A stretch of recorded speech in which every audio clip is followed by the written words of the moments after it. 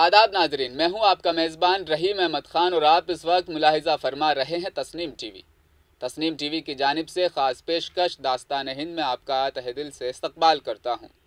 हज़रत ख्वाजा बंदे नवाज़ की दरगाह कर्नाटक के शहर गुलबर्गा में वाक़ है।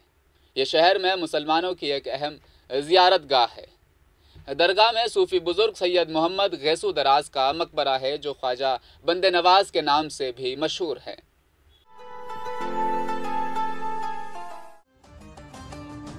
हज़रत ख्वाजा बंदा नवाज गैसू दराज रहमतुल्लाह अलैह की वलादत 4 रजब 721 हिजरी को दिल्ली में हुई। सैयद मोहम्मद हुसैनी, जिसे आम तौर पर हज़रत ख्वाजा बंदा नवाज गैसू दराज के नाम से जाना जाता है, चिश्ती सिलसिला के हिंदुस्तान के एक मशहूर सूफी बुजुर्ग थे, जिन्होंने मुख्तलिफ मजहबी गुरोहों के दरमियान अफ़हाम व तफ़हीम, रवादारी और हम आहंगी की वकालत की। हज़रत ख्वाजा बंदा नवाज गैसू दराज रहमतुल्लाह अलैह दिल्ली के मशहूर सूफी बुजुर्ग हज़रत नासिरुद्दीन चिराग देहलवी रहमतुल्लाह अलैह के मुरीद यानी शागिर्द थे। चिराग देहलवी की मौत के बाद गैसू दराज ने जानशीन यानी खलीफा की जिम्मेदारी संभाली। दिल्ली पर तैमूर के हमले की वजह से जब वो 1398 के लगभग दौलताबाद मुंतकिल हुआ तो चिश्ती ऑर्डर को जुनूबी हिंदुस्तान लेकर आ पाए। आखिरकार वो गुलबर्गा में यानी कर्नाटका में सुल्तान ताजुद्दीन की दावत पर फिरोजपुर शाह में सकूनत इख्तियार की। एक दिन हज़रत गैसू दराज रहमतुल्लाह अलैह ने दूसरे शागिर्दों के साथ हज़रत नासिरुद्दीन की पालकी उठाई। उनके बाल बहुत लंबे थे और पालकी के पांव में फंस गए और उन्हें शदीद तकलीफ हुई, लेकिन उन्होंने उस्ताद की मोहब्बत और एहतराम की वजह से उनको अलग नहीं किया। जब हज़रत नासिरुद्दीन को वाक़या का इल्म हुआ तो वो बहुत खुश हुए और उन्होंने फारसी में एक शेर पढ़ा,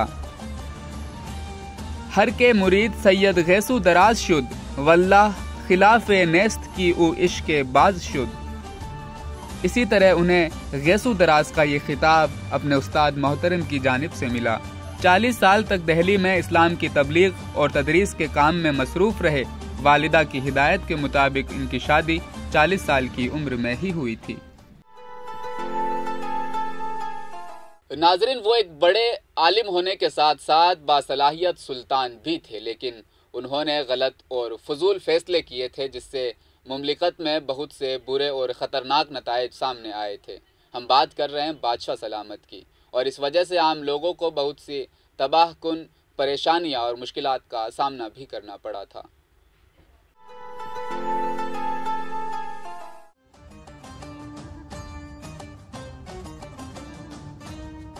11 नवंबर 1398 ईस्वी को वो अपने ख़ानदान के अफराद और वालिदैन के साथ दिल्ली से दौलताबाद हिजरत कर गए और उस वक्त ख्वाजा साहब की उम्र 80 साल थी और बहादुरपुर, ग्वालियर, चंदेरी, बड़ौदा, सुल्तानपुर ख्वाजा साहब और उनके अहल खाना से थे।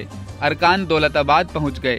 कई दिनों के मज़कूरा तवील सफ़र के दौरान उनकी हज़ारों अकीदतमंदों ने उनका पुराने हिंदुस्तानी शहरों में इस्तकबाल किया और उनका इस्तकबाल करने के दौरान उनसे दुआएं और फैज़ पाए।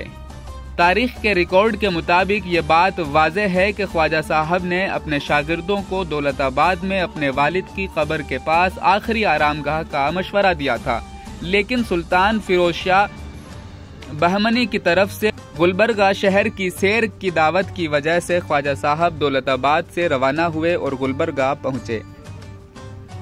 1400 ईस्वी में उन्होंने गुलबर्गा की ज़मीन पर कब्जा किया। हज़रत ख्वाजा साहब ने बहुत सी किताबें भी तसनीफ़ की है, इसलिए इस मामले में ये तस्दीक नहीं हो सकती कि उन्होंने कितनी किताबें तसनीफ़ की हैं।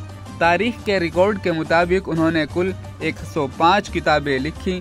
किताब अल-वारिक के हवाले के मुताबिक आपने 125 किताबें लिखी है। किताब शेर मोहम्मद में 36 किताबों का जिक्र मिलता है। तारिक हबीबी की किताब में 45 किताबों का जिक्र मिलता है।